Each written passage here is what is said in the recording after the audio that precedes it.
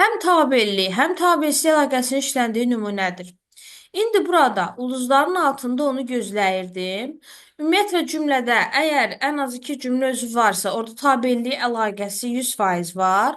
Tabelsizlik əlaqəsinin cümlədə olması üçün ya o cümlədə həmcins üzvlər olmalıdır, ya da ki, tabelsiz mürəkkəb cümlə olmalıdır.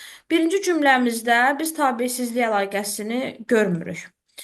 Əzizim, bu dünyada hər kəsin bir ulduzu var. Bu da sadə cümlədir. Həmcins üzvlərdən istifadə olunmayıb. Əzizim xitabdır. Bu gün, yəni 25 mart onun doğum günüdür. Burada 25 mart əlavədir. Bildiyimiz kimi əlavədə tabelçilik əlaqəsi iştirak etmir.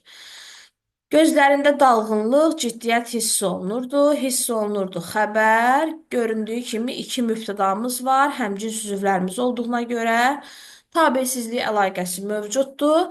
Həmçinin burada mübtəda xəbər arasında, tamamlıq xəbər arasında da tabellik əlaqələri var. Ona görə cavabımız bu variant olur. Atam bir daha geri qayıtmaz. Hökmdar. Burada da həmcins üzv yoxdur. Hökmdar sözü xitabdır.